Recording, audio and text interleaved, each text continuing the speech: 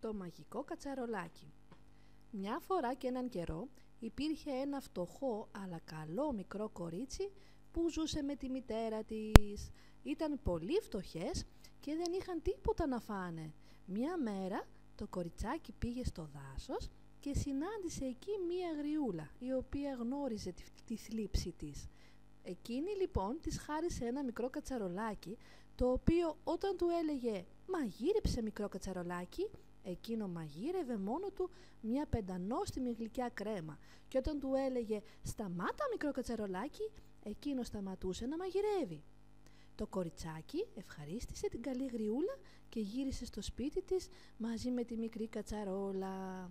Σύντομα, εκείνη και η μητέρα της σώθηκαν από τη φτώχεια και την πείνα τους, αφού έτρωγαν όση γλυκιά κρέμα ήθελαν και όποτε πεινούσαν.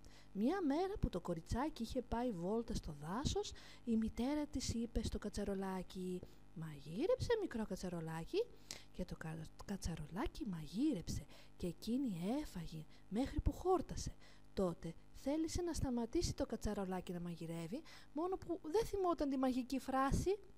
Συνέχισε έτσι το κατσαρολάκι να μαγειρεύει και να μαγειρεύει μέχρι που γέμισε κρέμα όλη η κουζίνα και το σπίτι ολόκληρο, και μετά το διπλανό σπίτι και μετά ο δρόμος, λες και ήθελε να χορτάσει την πείνα όλου του κόσμου.